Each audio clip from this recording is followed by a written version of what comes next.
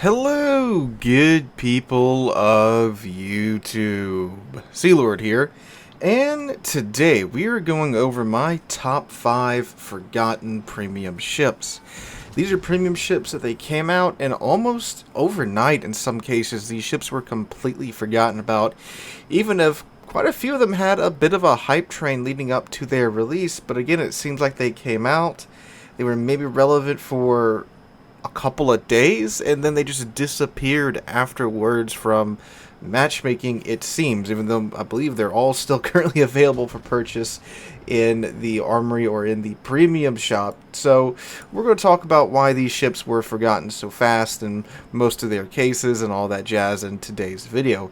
But if you have an interest in Lego and or Star Wars, definitely check out yesterday's video where I went through my very quick build of the UCS Ultimate Collector Series Millennium Falcon set. It was quite an experience putting it all together, and again, if you have interest in Lego or Star Wars, please check that out. That's my other, like, fifth hobby that I sometimes show off here on the channel. But yeah, if you're interested in that, check out yesterday's video. But anyway, on to today's video, starting out with number 5, the Tier 8 Premium American Battlecruiser, the Constellation. So the Constellation, man, this ship, there was so much hype leading up to this thing, because the Constellation is the Lexington-class battlecruiser. If you don't know, the Lexington-class aircraft carriers were intended to fully be battlecruisers, but with the signing of a couple of naval treaties, those plans got scrapped. And instead of just scrapping the hulls, they went ahead and converted them to aircraft carriers. But the Constellation in-game is a what-if. What if the Lexington battlecruisers were built as actual battlecruisers and were in service up until after Pearl Harbor? So it's a post-Pearl Harbor refit of a Lexington-class battlecruiser at Tier 8, which definitely sounds interesting on paper. And like I said, there was plenty of hype leading up to this ship being released, but it got here, she was released, and it wasn't that great. Even back when the Constellation was first released, it wasn't really received that well, because of course, like we know with the battlecruiser formula, you tend of course to get overmatched or eat weird pins from strange angles almost all the time, and that very much is true with the Constellation. Although again, she is fast and maneuverable, and she does get the Colorado 16-inch guns, which are pretty darn good. A good way to describe her is a stretched out fast Colorado. That's essentially what she is at Tier 8. And if you've played the Colorado, you know that she's fairly squishy, and that her tankiness is made up for by her improved heal. And the Constellation does get a heal, but she gets one less charge of it, so that kind of sucks. But what was also very unique, and is very unique about this ship, is that it's one of the few battleships that has radar. She does get radar on a Tier 8 battleship. Okay, cool. But then she also gets torpedoes on a Tier 8 battleship. Okay, that's weird. So I don't know what they were going for here with the Constellation. Like, don't get me wrong, the radar is pretty useful, and the torpedoes are definitely useful in a pinch. It's a nice trick up your sleeve, like always. But all of this on one ship just seems like a little bit much. It's getting to the point of, like, almost the German battleships with the amount of stuff they started bolting onto the deck of the Constellation.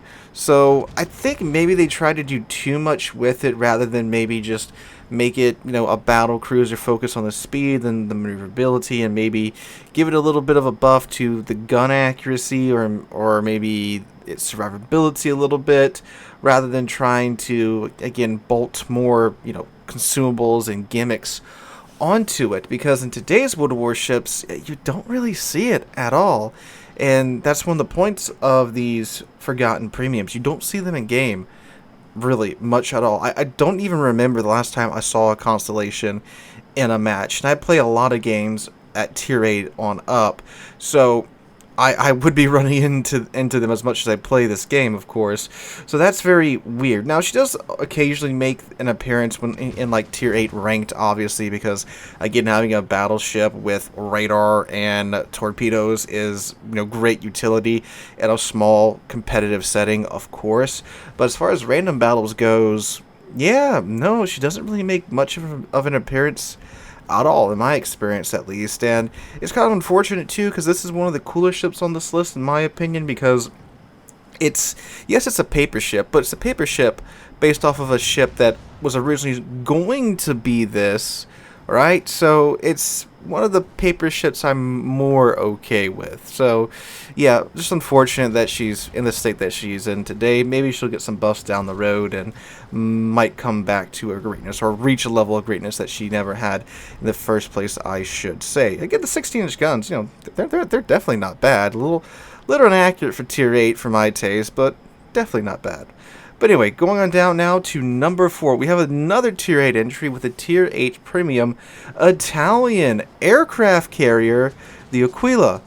So the Aquila is another real still historical ship. This was a ship that was being built by the Italian Navy, the Regia Marina, in World War II, but wasn't finished. But in game, she's finished and functional. And again, just like the Constellation, this is another cool historical ship that there's a bit of a hype train coming up to it. She got released, and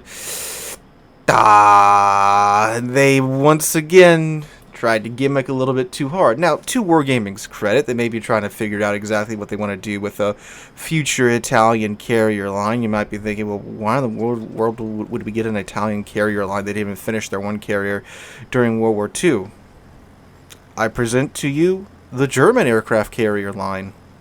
Exact same thing happened. A Tier 8 Premium came out, and a year or so later, full-on German CVs, because why not? So Italian CVs very much might be in the future, and to the Aquila's credit, she is pretty interesting, especially with her rocket planes. Her rocket planes essentially have sap rockets. They have very, very strange characteristics about them. They have great pin, but a very, very, very quick fuse time, to where essentially it's sap, right? And they are the AP rockets, they're not HE rockets, so you won't be setting fires or anything with them. But it is entirely possible to Citadel lightly armored ships with these rockets. And I'm not going to just say cruisers, because I've Citadeled, battle cruisers with this thing before. And it can do it quite regularly if you can catch the flat broadside of those battle cruisers. And that's pretty fearsome. She gets her damage to the rockets too through volume. The individual rockets have pretty low alpha, but the thing craps out so many of these rockets that if you just coat the side of a cruiser or a battle cruiser, or even a CV, as you might see in the background footage, it can and it will Citadel it. And you'll get like frickin' 8 or 9 or 10 of Citadels too, and do like 16k damage again if you do Citadel. And even if you don't Citadel, if you manage to hit like the more lightly armored portions of the ship, like the bow or the stern or the superstructure, you're still probably chunk them for like 10 or 12k per run, so that's pretty nifty.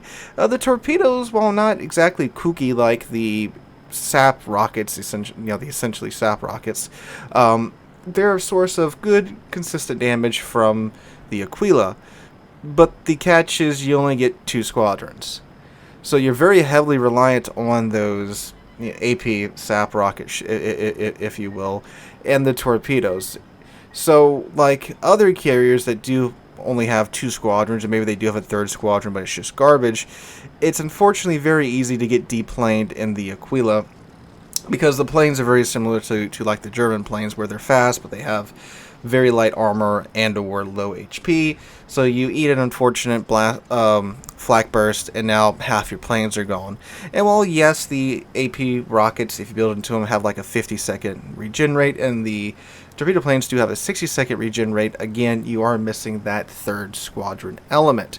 So you're bouncing back and forth between 2 squadrons, and that, of course, you just naturally run through planes a lot more, especially when this is a Tier 8 CV that will get into Tier 10 games, and can see ships like the Worcester and the Minotaur and other ships that still have decent to good AA by Tier 10 standards, and you're here flying around with Tier 8 planes, and that just kind of sucks. So that's one strong reason why this ship never really caught on and was kind of forgotten after she came out, is because of that right there.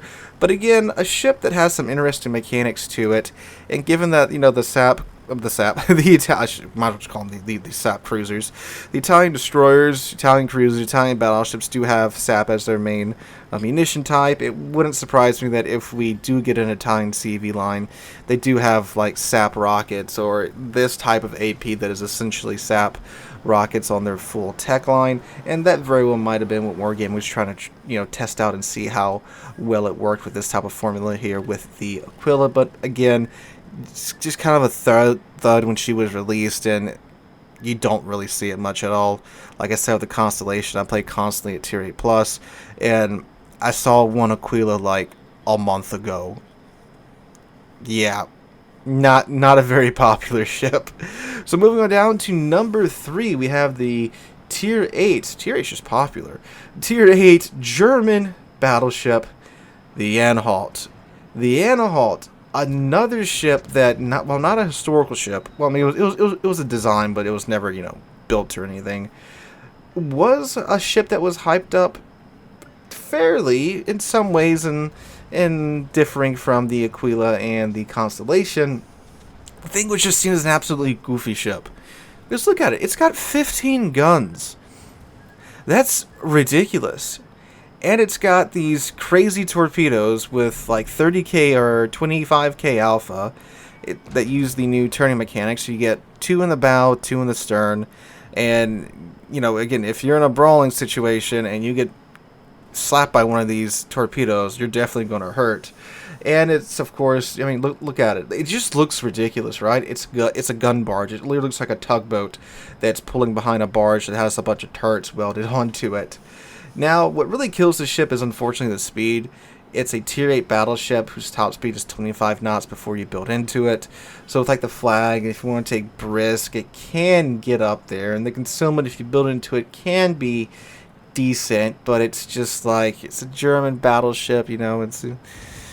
Gotta do the thing, gotta do the secondary thing, which it can do okay-ish. It doesn't have the most secondaries by tier 8 standards, and they're not the greatest ever, but they can get the job done, as you'll probably see in the background footage playing for you right now. But in today's meta, of course, the long-range sniping, the very passive gameplay, is just... not great. However, though, with the reintroduction of Airship Escort into the game and into the random battles rotation, it does have its moments a bit more now than beforehand. Because beforehand, at tier 8, if you get like a tier, 6 game and you're a top tier, yeah, you can be a little cheeky, you can push in, you can get into those closer range engagements a little bit easier, but the reality of tier 8 is you're going to be in tier 10 games probably most of your time. So at that aspect, it does suck because it really can't even run away at tier 10, right? With a 25 knot top speed, with a speed flag like 26, 27 knots, right? So it's just like, oh boy, I'm a die, right? So that is the unfortunate part about it. But again, with Airship Escort, it does have its moments, like the background footage you're watching right now. I did get a round of Airship Escort, and the ship did brilliantly well. It's great when you can get close in to the enemy with the secondaries and the torpedoes and the 15 guns, right? Although, again, they are, I think they're 305mm guns. They're the Kaiser guns, I believe. So, they're lower tier guns, but you got 15 of them, right? So if you catch someone broadside, it doesn't matter if they're, a tier 10 battleship or a tier 6 battleship. 15 guns are gonna hurt one way or the other, and with the amount of guns too, I find that the accuracy is pretty workable, right? So it has its moments, but unfortunately, again, it's a very, very much a hyper-focused ship on brawling and mid-range engagements, and that was very much not the case when it was released, and definitely really isn't the case now. Again, hopefully with some future changes coming to the game, some buffs and some new commander skills, we might see a bit of a renaissance of the mid-range meta, but I'm not holding my breath, shall we say, and yes, that did lead to the Anhalt being pretty much forgotten pretty much overnight. Like, really, I remember I played it on stream the night it came out, and I ran into a couple of them that night, but then, like, over the next week, I ran into, like, maybe 4, and then the week after that, nah, and I really don't see too many of them in today's World Warships. Again, outside, like, Brawls and Tier 8 rank, because, of course, again, that's a different meta entirely, but as far as random battles go, nah, got forgotten pretty fast. And all the way down to number 2, speaking of a ship that really got forgotten fast, the Tier 9 American Premium Destroyer, the Halford. This one's pretty self-explanatory. You take a mechanic, a gimmick, that is exceptionally passive in and of itself, the idea of playing a CV, right?